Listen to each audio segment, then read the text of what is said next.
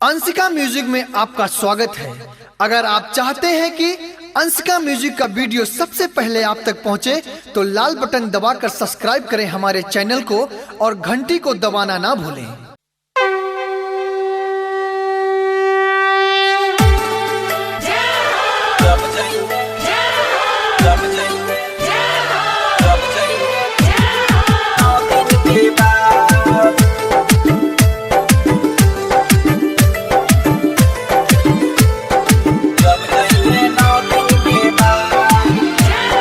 माई के आई बड़ी याद जब जइहे 9 दिन के बाद, जब जइहे 9 दिन के बाद।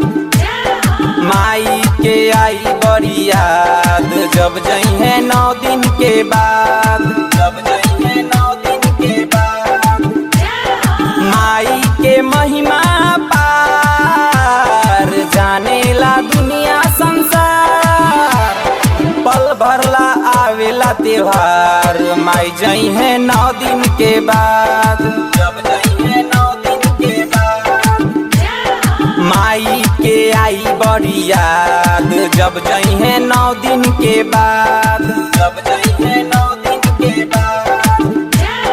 माई के आई बड़ी याद जब जइहे 9 दिन के बाद, जब जइहे 9 दिन के बाद।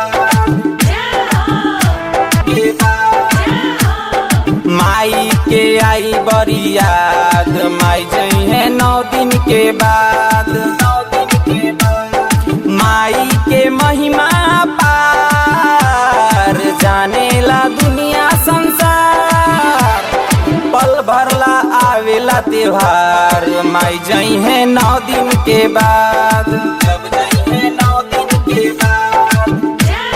माई के आई बड़ी याद जब जइहे 9 दिन के बाद, जब जइहे 9 दिन के बाद। माई के आई बड़ी याद जब जइहे 9 दिन के बाद।